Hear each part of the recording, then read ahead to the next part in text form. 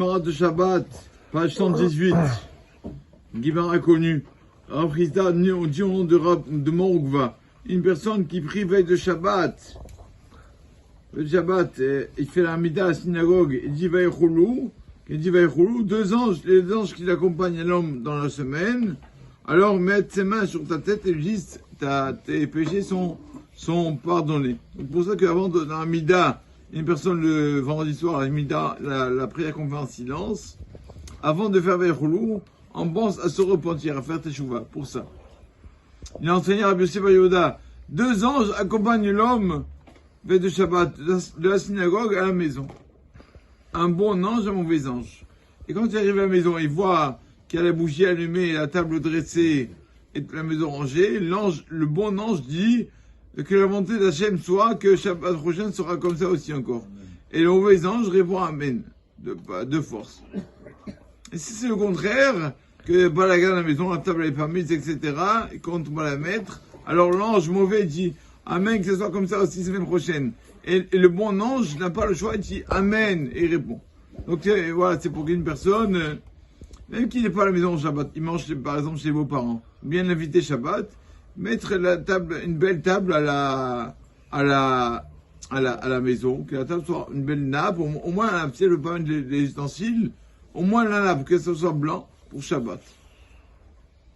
Et c'est marqué qu'une personne, que ses parents sont dans le monde futur, dès qu'il met la table de Shabbat, alors les parents, on les sort de l'enfer. Même si on l'enfer, on les sort de l'enfer. Donc c'est bien de la mettre tôt. Rien que la coutume de la mettre jeudi matin pour ça, la table de Shabbat. Le Rav disait d'ailleurs que son père, Rav Moun disait que son père, dès qu'il sort, et on chante tous quand on fait le Kiddush vendredi soir, on chante d'abord Shalom Aleichem, on dit bonjour aux anges. Le Rav disait que son père commençait à dire Shalom Aleichem depuis la synagogue. Parce que depuis les anges, ils sont avec nous depuis la synagogue. Depuis qu'ils sortaient de la synagogue, ils commençaient sur le chemin, ils chantaient Shalom Aleichem. Voilà, Amar Béhazar, l'homme doit dresser sa table de Shabbat, même s'il mange un tout petit peu. Il faut que la table soit dressée. Rabbi Hania dit attention, pareil pour le samedi soir. Même que tu manges un peu, fais une table pour la Tseoula Ravida. Le repas du samedi soir, vous le savez que ce repas, on le fait par rapport au roi David. On dit qu'il y a aussi un os dans le corps qui se nourrit que de ce repas du samedi soir. Aussi, le roi David, Hachem lui a dit, tu vas mourir un Shabbat. Mais il ne savait pas quel Shabbat, tous les samedis soirs, il faisait une Seouda, le roi David. Et sursis encore une semaine. Donc, c'est pour ça on appelle cette Seouda le repas du roi David. C'est bien de chaque personne à la maison. Bon, le mieux, c'est quand on rentre d'Assina. Mais des fois, quelqu'un n'est pas faim. Mieux qu'il attende samedi soir. Mais au moins, à faire un petit morceau de pain. 30 grammes de pain. Voilà.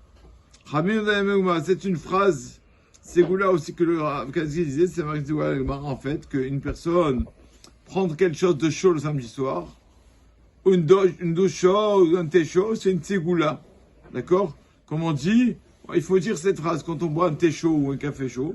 Chamin, du chaud, montagne Shabbat samedi soir, melougma, c'est une guérison, c'est un remède. Il faut le dire ça. Chamin, montagne Shabbat, melougma.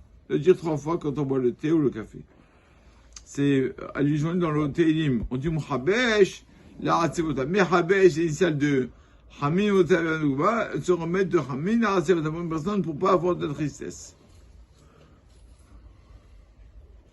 Et Rabbi Abaou, on lui faisait la shrita d'une bête tous les samedis soirs. Le Rav racontait qu'à Gabès aussi on faisait ça. Le samedi soir, il faisait la shrita, il abattait une bête que pour la mitzvah, la tzivut revit cette mitzvah. D'ailleurs, pour montrer pas besoin de preuves, pour montrer la valeur de cette mitzvah, on sait tous que notre référence de l'halakha, le Shulchan Aruch. Le Shulchan Aruch a partagé son livre en plein de chapitres, plusieurs chapitres. Et donc, il a fait un chapitre, il y a un chapitre qui est très court, le chapitre qui parle du repas du samedi soir. Il a consacré à ça qu'un chapitre. Alors qu'il n'y a qu'une halakha de faire la table au samedi soir. Il a quand même consacré un chapitre entier. Montrer que cette halakha, même qu'elle est seule, et elle a l'air toute simple, mais elle est très importante. Donc, de faire sur la vite. Malheureusement, c'est une mitzvah que malheureusement, des fois, on méprise. C'est une mitzvah comme les autres.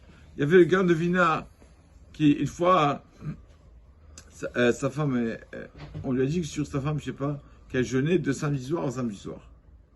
Alors il a dit, ça vaut pas le coup de jeûner de samedi soir et de perdre le repas du samedi soir. Ça vaut pas le coup. À peser, il vaut mieux faire le repas de samedi soir sous la vite, prendre un petit morceau de pain, même si on n'a pas faim, un petit morceau de pain, et manger ça. Donc c'est une mitzvah à faire que malheureusement on oublie de faire. Bon,